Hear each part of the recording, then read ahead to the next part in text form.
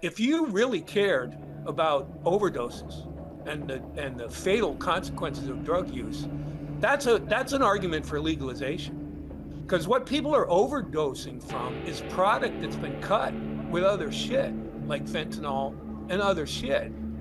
And one of the things about legalization is you regulate the product. You make sure that people know exactly what they're buying and what they're putting into their body. There is an argument on behalf of public health that buttresses the argument of legalization. The opinions of the guests and host are their own and do not represent the opinions of IRONCLAD, the Border Patrol, or the Department of Homeland Security. We cut through the partisan talking points. We're not interested in perpetuating fear. We're interested in seeking truth, hearing what's really going on America's borderland. Welcome to Borderland, an Ironclad original. My next guest is TJ English. He is a journalist and an author of The Last Kilo. Highly recommend you guys go check that out. It's about Willy Falcon. You got to see it. Either way, I think you'll enjoy this conversation. It was very thought-provoking.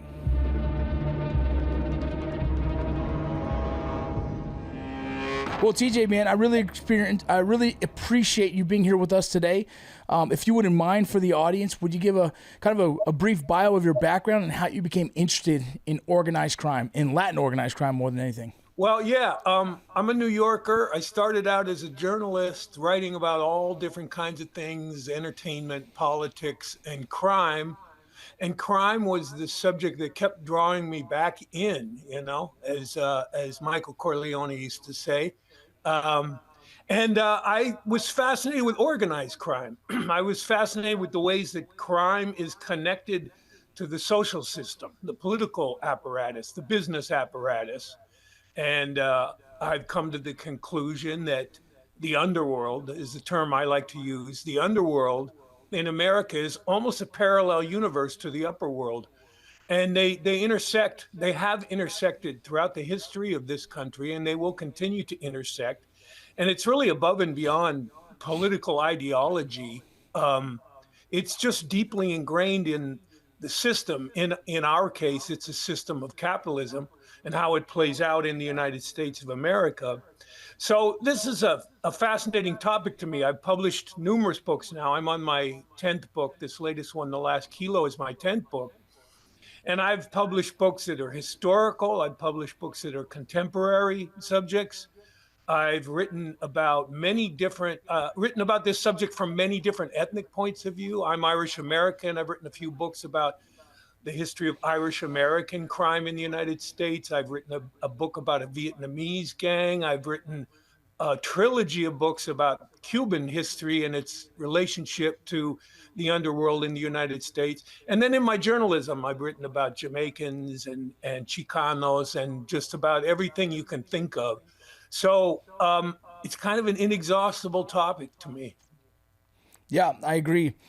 It's been fascinating for me to dig into this, and the more I dig into it, like the more I learn, and I feel like it is there's so much depth in this subject, and that's why I'm excited to continue to interview people like you. In your book, The Last Kilo, you delve into the final years of the cocaine trade in Miami. What drove you to write this story, and how do you think this captures the essence of that era? Yeah, well, this was a very important story to write, and it was particularly important to do it as a book. You know, books can do what the other medium can't do very well, and that is to go into great depth and to give historical background and context to stories that are complicated and fascinating because they're complicated. And so I knew, of course, about the cocaine era because I lived through it in New York, and I saw it happen and experienced it. And I became aware of how pervasive cocaine was in the popular culture. I don't think I'd ever seen anything, any of us had seen anything like it. Cocaine started out as a luxury drug for rich people. And partly through this distribution system that was created by this organization in Miami, Los Muchachos, led by Willy Falcon, they created a distribution system. They brought cocaine into the country and distributed it all around the United States, from Miami to Los Angeles, San Francisco, Chicago, New York, you name it. It was a large-scale distribution apparatus. And so I knew the significance of it. I was aware of that. What was missing, I felt, were the personal stories within the telling of this phenomenon. And that's always interesting. I think it's part of the reason we find this subject matter fascinating, because ultimately it's just human beings making bad choices and getting involved in this criminal world. And it's the ups and downs they go through when they get drawn into this world. And it is endlessly fascinating. It is life on the edge. I know a lot of people, sometimes people in law enforcement and sometimes people in general, think we glamorize this by writing about it in this way. I don't agree with that. I don't think we glamorize it. I mean, usually these stories end very badly for the people involved in it. And so it's a cautionary tale. I don't think it's harmful to try to detail the excitement of this world to the people who get drawn into it. It's part of why it exists. And it's one of the reasons it can't be stopped. It has an appeal to people that think they can get over think they can get over by crossing over the line. They know everyone before them is either gone to prison or dead, but they think they're the one who's going to get over and ride off into the sunset with all their riches from this world. And it rarely, if ever, happens that way. So I chronicle this process, and I find it fascinating to do so. Now, what made this particular subject possible for me was that the main character, Willy Falcon, who was the leader of this organization called Los Muchachos, reached out to me. He was coming to the end of a 25-year sentence. He actually served 27. And he had his daughter contact me and said, hey, he read a couple of your books while he's in prison. You know, inmates have a lot of time on their hands, and they tend to be well read if they've done long stretches in prison. And of course, they read all the crime books. So he was aware of my work, and he thought I would be the right person to write his book. I said no. I mean, I was skeptical. You can't just jump into bed with somebody until you are able to sort of take stock of them as a person, and in his case, as a man. What kind of memory did he have? What kind of thoughtfulness and insight was he capable of conjuring up? What kind of person was he? I had to know that before I could engage in what was going to be a long, drawn-out process of writing a book like this. So to make a long story short, we connected first by Zoom. We connected that way, and we began to create a relationship until I started to get a feel for him as a person and got a sense that, yeah, he could be a great primary source for the telling of this tale. It's incredible that relationship was built. I had no idea. You know, in your opinion, what was the most significant turning point that ultimately led to the downfall of the Miami drug trade in the 1990s, and obviously Mr. Falcone? Yes, well, that's the end of the story. There's a lot that comes before that, but I think what happened is the popular culture began to get weary of cocaine, of the use of cocaine stories, of all the devastation and trauma from that period of the 1980s, which was really a criminal era, unlike anything since the Prohibition era of the 1920s, when booze was illegal. And that created a whole underworld structure known as organized crime, which in many ways is still with us today. It started during those years, or the foundation or the template was created during those years.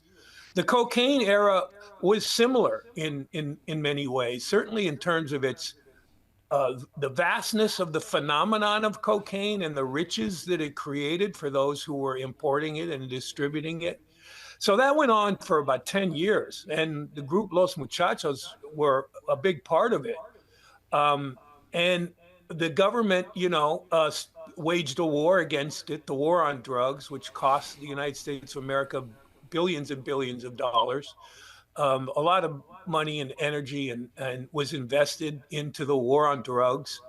And I guess in a way you could say that it did bear fruit because um, prosecutors started to use racketeering laws to take down large scale operations, not just picking off individual narcos, but going after entire structural operations and bringing them down. And they had some successes with that. I think people stopped using cocaine as much. The consequences of cocaine use started to sink in with people. And by the end of the 80s, a lot of people were in rehab and were dealing with addiction. And so cocaine began to lose its popularity, at least the massive popularity that it had for a while in the 80s. So all of these social forces kind of contributed to this happening. In terms of specifically of Los Muchachos, I mean, they were brought down the same way all these organizations are brought down, snitches. Somebody broke in the organization and was used to build a case against them. And if prosecutors are good at what they do, one snitch leads to another snitch who leads to another snitch. And these snitches become witnesses on the stand during the trial against them. And so they were eventually, after numerous tries, it wasn't easy, they were eventually able to bring this organization down in a major federal racketeering case in the Southern District of Florida. It's fascinating how, kind of identifying there's addiction issues that happen with cocaine, and later on it kind of slows down the process of it because people start seeing the aftermath of cocaine instead of in the moment of just enjoying it and kind of being a fancy new thing, like a fancy, it became a new experience that people were excited about, and it kind of took over and overwhelmed people, and then eventually it slowed it down. It's something you don't tend to see now. It feels like when you see things like fentanyl, I don't know if it's a fancy new thing or people are just trying to continue to feed an addiction at a bigger, with a bigger high, with a stronger high, and it continues to kind of flow that way. It Yeah, seems I'm not sure if people really fully remember what a phenomenon cocaine was. I mean, heroin, for instance, which came in the decade or two before cocaine, was minuscule compared to the impact of cocaine. Heroin was a subculture.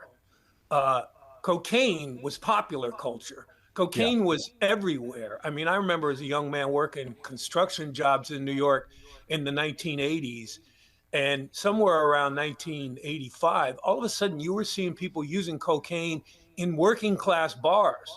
I mean, we all know about nightclubs, about yeah. how popular it was in the nightclubs. But by the mid 80s, cocaine had become so pervasive that it was everywhere. It was in the men's room of your neighborhood bar. It was in the men's room. In New York, we have a chain of bars called Blarney Stones, working class bars. It was in the men's room of the Blarney Stone. Hell, I saw people doing cocaine right out in the open, off the tabletop in the bar, not in the men's room. That's how pervasive cocaine had become. It was everywhere in American society. It was hugely popular. It was fueling a whole nightlife that peaked, the disco era that peaked during that period. So there had never been anything quite like it, and there hasn't been anything like it since. Right. I think a big issue with that was, and we can get into it because it had to do with the economics of it. One of the things that made this group Los Muchachos so successful is they kept lowering the price of a kilo. They kept creating a market, a thirst, a hunger by making the project. An affordable market. Yes, by making it more and more affordable, they were expanding their market. It was sort of basic and brilliant economics, and it worked on a mass scale. Now, the only way you can do that is if you have a distribution system to meet that demand. And Yeah. so they're manipulating and increasing the demand. And they had this phenomenal distribution system that involved planes coming from Colombia. Initially, they brought it through the Caribbean islands, and they had boats. Willy Falcon and his partners were championship powerboat racers. And they owned a company that created the boats and the engines. And so they had these fleet of power boats that would bring the cocaine in from the islands. And that was a gold mine for a while. We're talking about late 70s, early 80s. That was a gold mine for a while until the DEA got wise and started to shut down the Caribbean islands as a transshipment route. And this is when it all shifted to Mexico. This is when the Cubans in Miami had a series of meetings in Mexico City with the leaders of the various cartels in Mexico. And a deal was brokered to begin shipping the cocaine from Colombia through Mexico across the border into Southern California and other parts of the border. And this was a seismic shift in the cocaine business that took place around 1987 or so, when Mexico took over as this major transshipment point in the distribution process. And so now the coke is coming across the border. It's coming into the United States, and Los Muchachos have created this incredible distribution system where they're loading up semi-tractor trailers in the borderland of the United States, and the coke is heading out. It's heading to the Pacific coast. It's heading up the highway to the Midwest, to Chicago. It's coming to New York, and all that entails as a national and international center for the distribution of cocaine. So it's interesting. We're talking here about how this whole thing started. This is kind of where it started and how it started. Yeah, well, the thing is, I was going to have asked the question, how do you think the events from the 80s and 90s shaped the drug trafficking today, especially in regards to the Mexican cartels? But you answered it right there. When they negotiated that right there, it started to give, these organizations more power and the cartels more power to start having, they're making more money now. Absolutely important to know. In fact, I don't even think the term cartel was used much up until this period that we're talking about. But it's worth mentioning that many of these countries of origin, Colombia, Mexico, and including the United States, have a long tradition of smuggling contraband. It's a cherished criminal underworld in these countries going back perhaps centuries. And so Colombia was always, long before cocaine came along as a marketable product, cocaine had a vibrant smuggling culture. Part of that is geographic. Colombia is the only country that has coastline on both the Pacific and the Atlantic coast. So it was ideal for smuggling product up through South America into North America. Mexico, even before cocaine, had an incredibly vibrant marijuana smuggling apparatus in Mexico, going back probably to the 20s and 30s. And the cartels we speak of today, many of them had their origins in the marijuana business in the mid 20th century. And so when the Cubans were looking to move their operation from Colombia to Mexico, one of the things they realized was, and there was a man named Ballesteros, Mata Ballesteros, who was a Honduran, who was a key link between all of these forces in Mexico. He also was connected to the Contras in Nicaragua, which is an interesting subject we should talk about. He said, look, Mexico has this ready-made smuggling apparatus from decades of being involved in the marijuana business. They had the biggest marijuana growing plant in northern New Mexico in the state of Chihuahua, and it was already there. It's like, hey, we can use that as a launching place for smuggling cocaine into the United States. So even though the cocaine part of it was new, Mexico had traditionally had a very vibrant smuggling culture that facilitated it immediately. Yeah, and where was the original first routes? Because Mexico's pretty big. You have from San Diego all the way to the Arizona borders. You have Texas borders. Is it known to what area was starting to be the first place of the access? Yeah, well, probably the northern states, Chihuahua, Sinaloa. These were all some of the earliest places. But if you were going to be a narcotic smuggler, you have to be able to improvise, because routes spring up and then they get shut down and you have to create new routes. So they were always creating new routes in Mexico. I mean, the simplest way was to bring it by truck across one of the border checkpoints. That was the simplest way.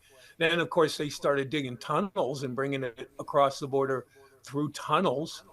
But Los Muchachos came up with an ingenious way. They brought it from Colombia to the Pacific coast of Mexico, through Chile to the Pacific coast of Mexico, and then up the Pacific coast by freighter. And once they devised this system, they were able to smuggle huge amounts, 300 or more, 500 or more kilos of cocaine, the largest single shipments of cocaine in the history of the trade. They started bringing them by freighter up the Pacific coast to Baja California, and unloading it in Baja California and bringing it across the border from there. So they were ingenious. They were able to improvise, which may be the single most important skill a narco or a smuggler can have, the ability to improvise and be fast on your feet. A lot of these guys, Willy Falcon, his partner Sal Magluta, they were high school dropouts. I mean, and this is often the case in the criminal world. I've done a lot of writing about gangsters in all different ethnicities, and usually they're people who gave up on the concept of formal education somewhere around high school or maybe even grade school. And so they enter into this incredibly complicated business of smuggling, and you have to be smart. You have to be smart, but it's a different kind of smart. It's not book smart. And this is where I think people in law enforcement often underestimate criminals and criminal structures and the ingenuity that they bring to the game, because they develop an internal intelligence based on the world in which they're operating. Yeah. I mean, we can call it street smarts, whatever you want to call it. It's the thing that works for them. So I'll meet people like, I'll see people like Willy Falcon, prosecutors, people in law enforcement sometimes make fun of him and say he's stupid. He's not stupid. He's anything but stupid. He also happened to have very effective leadership skills. He was a tremendous leader within his organization. They loved him. I've never seen anything like it. They respected him and admired him and revered him. And that was the basis of his leadership of this particular group. It wasn't fear. It wasn't violence. It wasn't intimidation or thuggery or any of that stuff. It was brotherhood, a sense of brotherhood. And this was particularly effective with the Cuban exiles, because they were all from families that had fled Cuba after the Castro Revolution, and they'd come destitute to South Florida and to parts of New Jersey. And they operated within their own world. A lot of Cubans to this day don't even speak English, even though they've been here for generations. It's because they created their own version of the United States, Cuban version of the United States here. And so Los Muchachos operated within that world and made the most of its isolation from the rest of the culture. In your views, what can you see the U.S. doing differently now that, addressing the drug trade, given how much it's evolved since the Miami era of the cocaine wars? What lessons do you think we should learn from the past? Oh, brother, I tell you, I have different views on this than I did before I started this book. I'm evolving in a direction that I think is kind of controversial and that some people don't like, and that's legalization.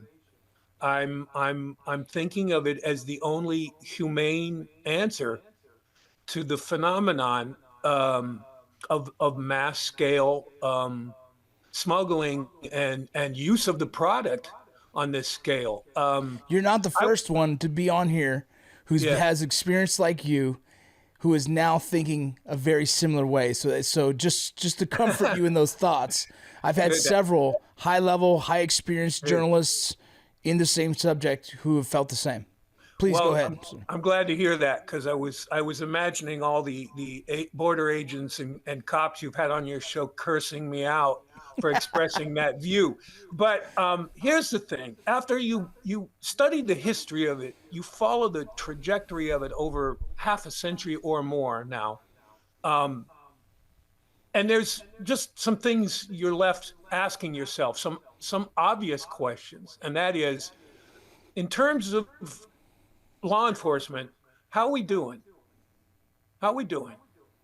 I don't think we're doing that great. And I'm not blaming this on law enforcement. I think there's other forces that create this. But law enforcement alone obviously cannot address it, cannot deal with it. They can take down organizations. They can do what they do, and sometimes do very well. But man, the problem is so much larger than that. It's vast. The corruption of what I call the narcosphere, the universe of narco smuggling, is almost beyond the comprehension of the average citizen. It's vast, it's borderless. It involves many different countries. It involves the political structure of many different countries. And it's larger than law enforcement and individual presidents and governments. It's larger. The corruption is deep, deep. And it's to the point now where it's so deep, it's an alternative universe that's been in existence for a long time. So how do you begin to even address that from a law enforcement point of view? I don't think we have an agency skilled enough and vast enough to take it on at that level.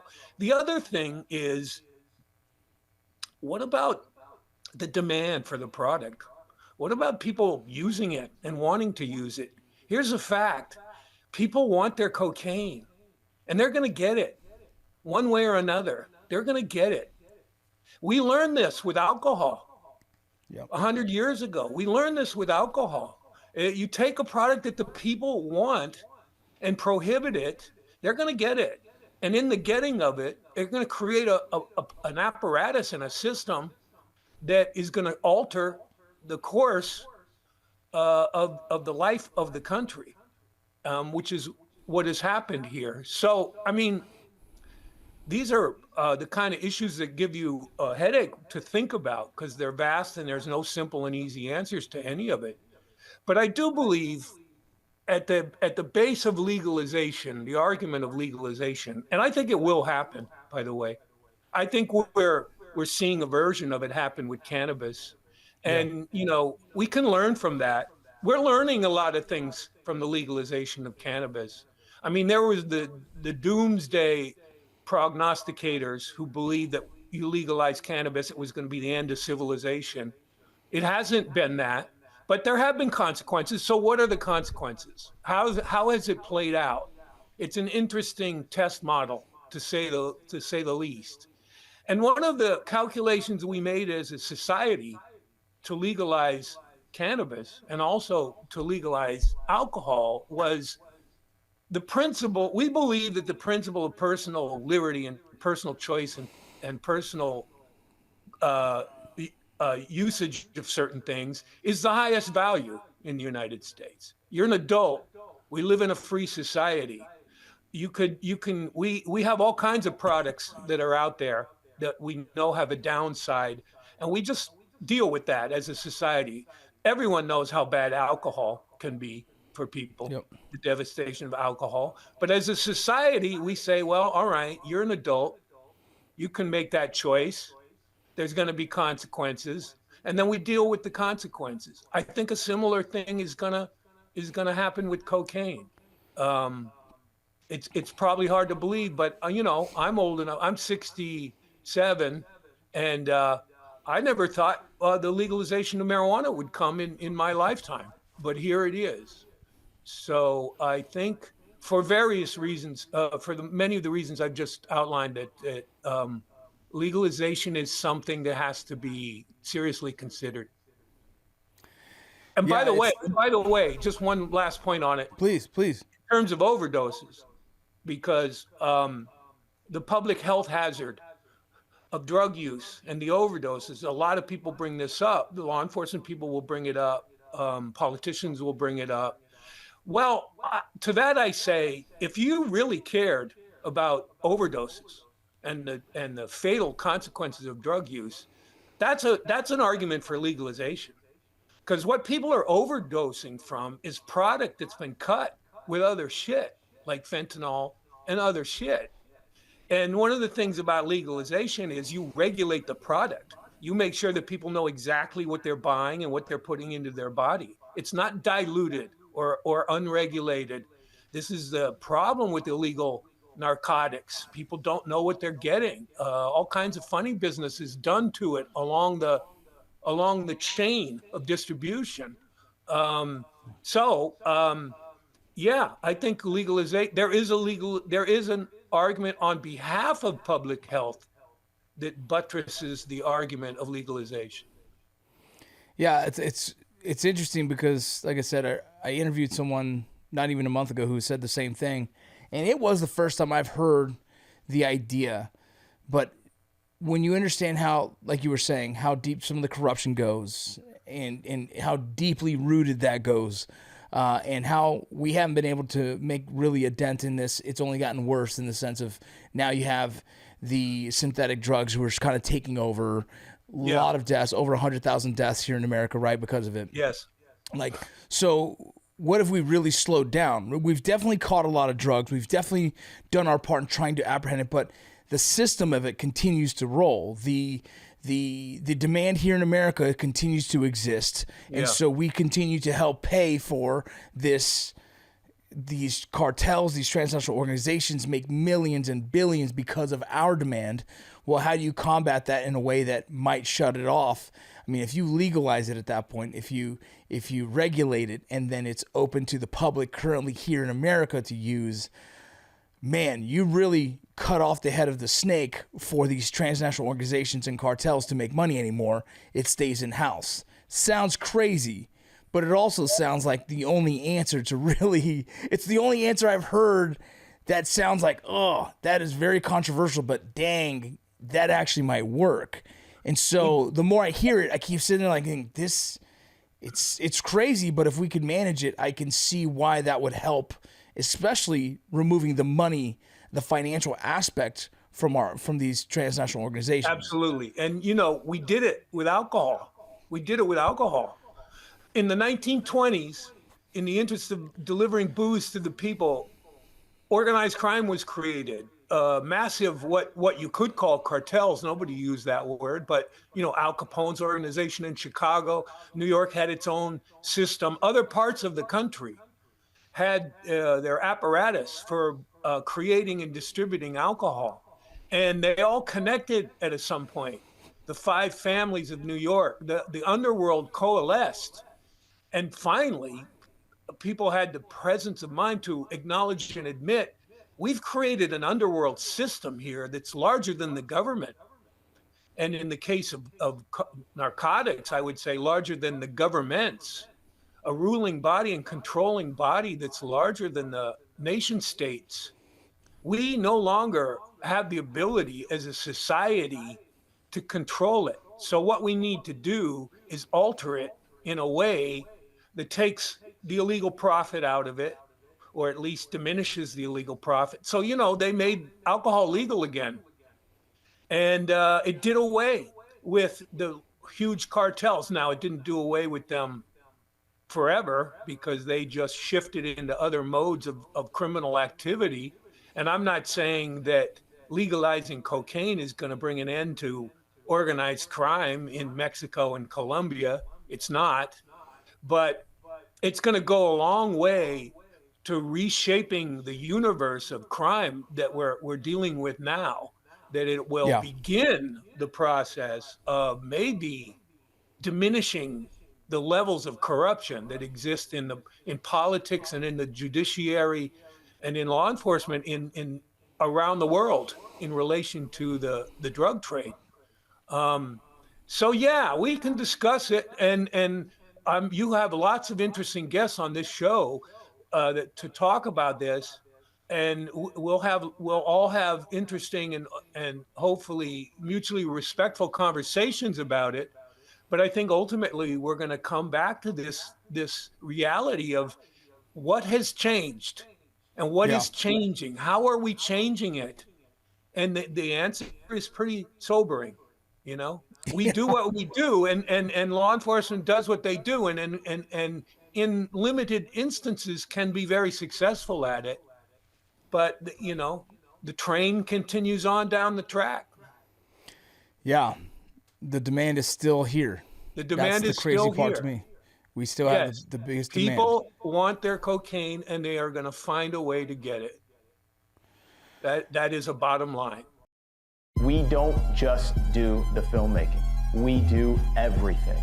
We've taken a case study of over 30 projects that we've done over the past 15 years, and we put together what we believe is the most effective and efficient content funnel for brands.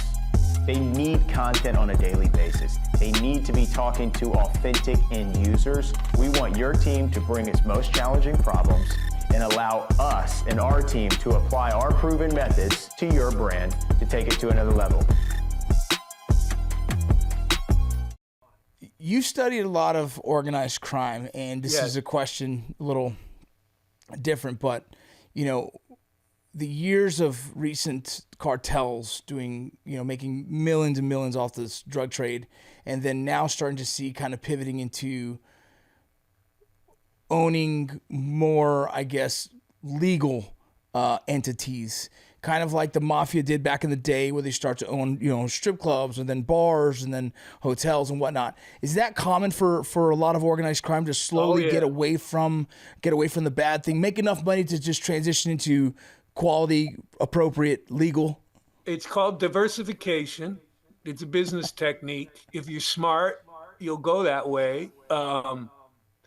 Organized crime is usually anxious to go that way because diversification is also a way of laundering your profits from your main racket. So the underworld these days, the current version of it as it exists in the world, is primarily the narcotics trade, is the biggest and most lucrative criminal racket in the world. And a lot of the money that's generated by that racket is diversified into other businesses. This is the vast tentacles of corruption that stem from that, from the narcotics trade. This is why, again, I come back to legalization, and because it's a way to begin to cut the head off the snake. It's a way to do a radical transformation. Now, I would be fascinated to know, and let me ask you a question. In the conversations you've been having with people in the last year or two, has there been anyone who brings knowledge on how the legalization of cannabis has affected the cartels in Mexico? No, that's a great question. I could definitely start looking for experts, but I can tell you by way of experience, when I was a Border Patrol agent, the drugs that we apprehended more often than other was marijuana, and I'm talking by the thousands. And I know now that I currently head down and still do journalism down on the borders, and the drug world, as in marijuana itself, is almost non-existent compared to what it used to be in 2014 and 15, which shows me that there's been definitely a shift in what the commodity is that the cartel uses. And I know for a fact it's now more human bodies and human smuggling than it is anything. Yes, I've heard.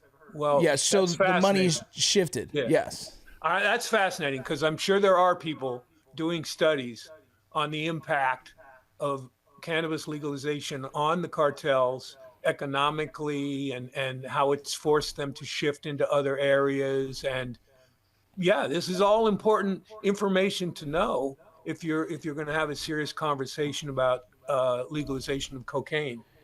And by the way, another controversial aspect of this legalization topic, and I'll bring it up, and I'm sure maybe if and when you have medical professionals and doctors on this show, this is an interesting point of discussion with them, because from what I've been reading, and I did a lot of research on this for this recent book, The Last Kilo, because I needed to know everything there is to know about cocaine.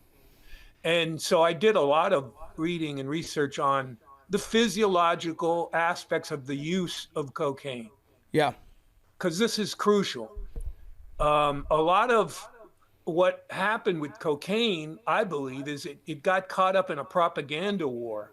In the 1980s, in the war on drugs, the government focused on cocaine, and cocaine was demonized. I mean, I'm not arguing for cocaine as a good thing, but I'm saying it was demonized. It was, we started having reports about crack babies and a lot of things that turned out to be hype and not necessarily physiologically and medically true. I cannot find anywhere where they say that cocaine is physiologically addictive, like heroin. Really? Like if you use it, you physiologically need more. Your body needs more. Now, cocaine is highly psychologically addictive. Cocaine, some people just shouldn't use cocaine because they can't control it psychologically. It's a psychological weakness. They want more, they need more, but it's not physiological. It's not physiological. So, there's no argument that you use cocaine and you're like an addict the first moment you use it. And the truth is, having grown up in the 70s and 80s and 90s and just being around cocaine all the time in bars and clubs, I know a lot of cocaine users in my lifetime. Most of them anecdotally have crazy, wild cocaine stories to tell. But very few of them are addicts. I don't know many hardcore addicts. I know they exist, and I've come across one or two, but it's not a mass phenomenon of people using cocaine and immediately becoming a cocaine addict. It's not true. So do you feel that it may be a gateway to I don't know. I don't have a lot of experience with cocaine, right? I grew up in LA. Some people used it. You saw it here and there. But I don't really believe in the concept of a gateway drug. Yeah. I mean, life is a gateway drug. Facts. The people you hang out with, the life you lead, your values and the choices you make, all of this is a gateway, I mean, I guess I can admit now that I smoke cannabis because it's illegal, and I have smoked it since I was a youngster. And I found a way to just incorporate it into my lifestyle the way someone who drinks alcohol might incorporate it into their lifestyle. I've never been an addict. It's never interfered with my life in any way. So I know that I believe that for the quote unquote average person, whatever that is, the average person, that it's not necessarily a destructive force in all the ways that it's been presented as in the culture and in the propaganda war of the drug war. So you see cocaine very similar to how marijuana, as people can use it, you believe people can use it recreationally and really not have an addiction as much as they were saying based on propaganda trying to scare people away from the drug? Many of the Cubans who were part of Los Muchachos, I interviewed Willy and also at least a dozen other members of this organization. I said, wow, did you guys all become addicts? I mean, you had unlimited amount of cocaine around you at all times. And it wasn't an economic issue. You had unlimited supply whenever you wanted it. What happens to you when that's the reality? He said, you know what? None of us were addicted to it. He said, we use cocaine like people use coffee. We use it for a pick-me-up. We have a bump here and there. We knew better than to indulge or abuse it because we knew the capabilities of it. We'd seen that with our customers and our clients. We'd seen it with other people. We just didn't do it that way. And they said in our culture, it was like coffee. It was a very common thing, and nobody really had any trouble controlling it. So that is possible. It is possible for cocaine to exist in the culture in that way. But let's be honest. You legalize cocaine, there's going to be consequences. There are going to be people who abuse it. There are possibly. I mean, it hasn't really been that with marijuana. No, but people abuse everything. People abuse energy drinks. Of course. Yeah, but isn't it Yeah. fascinating? One of the big arguments against legalization of cannabis was, oh, well, now people are going to have access. More and more people are going to abuse it. More and more people are going to use it. That hasn't been the case. Yeah, I don't think so. I think It when you hasn't been the legalize case. when you legalize something like marijuana, I think it could be a really good thing for a way for the government to at least tax and make money off of. You know Oh, what I mean? absolutely that, yes. And the same would be true with cocaine. Right. You know, Man. It's interesting to see the sway of thought in some of the conversations, and I'm not saying I don't agree. I'm saying it's compelling argument. It's a really compelling argument. How do you if I wouldn't? I gotta be careful what I say, but it is a compelling argument because of the fact that I like the idea of cutting off the head of the snake and to completely, withholding any kind of opportunity for the cartels to make money, and that would be a struggle for them. Obviously, they would adapt into what they do, but it would be very interesting to see what kind of effect that would have on the culture that has lived for many years off making millions off selling drugs. Well, I appreciate the opportunity to bring this topic up and have a conversation about it, because I think it's a conversation we need to be having. It's important. I mean, I don't know where it will lead. I tend to think the movement towards legalization is happening and will continue to happen. And I think one day we will legalize cocaine. I don't know when. I mean, it happened with cannabis. It could happen with cocaine. I think we're going to, as I said before, we're going to learn a lot from the legalization of cannabis. We're going to learn a lot about the consequences of doing something like that. And that may be valuable information that makes us less hysterical and more knowledgeable about what the process of legalization would be like if we were to choose to go that route. The veteran community has been trying to legalize psilocybin for many years as a form of therapy for those who struggle with depression and post-traumatic stress, and it continues to get denied. This is a natural product that grows in the in the forest, and we can't even get that legalized. And so this is still a hill that and the cocaine itself obviously has its own the ideas behind cocaine. I don't know much about it, but just the fact if I'm personally watching the fight to try and legalize psilocybin, and I know how hard that's been for my community. I'd be interested to see when they start to try and legalize cocaine and how that's going to look. Well, all of these substances that we've mentioned, cannabis, psilocybin, cocaine, isn't it interesting that they all come from the earth? They're plants that have been around since before human civilization existed. We're talking about God's gift to the planet. Herbs, plants. It's human beings that came along and number one, maybe abused it, and number two, turned it into this elaborate system of illegalization that created these industries, these underworld industries out of these plants that grow wild on the planet. And initially cocaine wasn't illegal. Cocaine has many medicinal properties. It was used as an anesthetic during operations, particularly eye operations. It was in Coca-Cola from the beginning. It was just kind of like caffeine. It was like caffeine. It was seen as something that would give you a boost. And then, of course, somebody figured out how to process it and distill it into a white powder, which was many times more powerful than, chewing on coca leaves or something as simple as that. And so we created an industry out of it. But if you get back to the origins of it, it's kind of eye opening. I mean, You know the, that these are very simple things that we've turned into this massive human endeavor. well, not even that, just the lives that have been lost throughout the years of the drug war, the drug trade.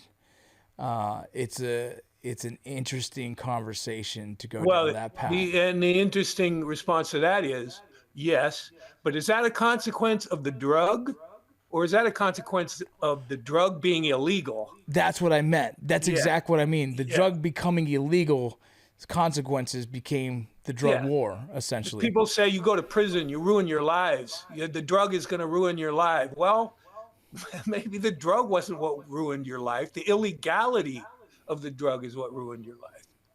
So we're talking about with legalization, and again, this came up during cannabis. Most of it, in retrospect, which is the idea of criminal justice. I mean, okay, we demonized marijuana for generations and said you were a criminal if you sold it and used it. All of a sudden, oops, my bad, you're not a criminal anymore. It's like, wow. So who pays for the consequences of those decades where we demonized and criminalized anyone who went near it? Yeah. That's a big part of legalization. How do you address that aspect? And the other thing is crazy is that alcohol is still legal, which it kills so many. Yeah. So many. And so Yes. it becomes like, well, if alcohol's legal, but these other ones are still illegal. Oh, it's a Yeah. lot of controversy in that conversation. Yeah. Yeah. Well, if we can just apply logic and try to be reasonable about it, I think you and I and the people you have and the kind of people you have on your show all want the same thing. We want this beast to be brought under control. We want it to stop having the devastating impact on people's lives and on social systems under which we live. I think we all want that. And we can have this conversation, you know. We need to have this conversation because the zero tolerance approach is not working. It's not working. It's not addressing the larger system that creates it, you know. So we have to have this conversation. Thank you for listening to Borderland, an Ironclad original. I'm your host, Vince Vargas. Like and share, tell your friends, but also, if there's any guests you want me to interview or any questions you want me to answer, please go ahead and leave those in the comments, and I'll make sure to get back to you as soon as I can.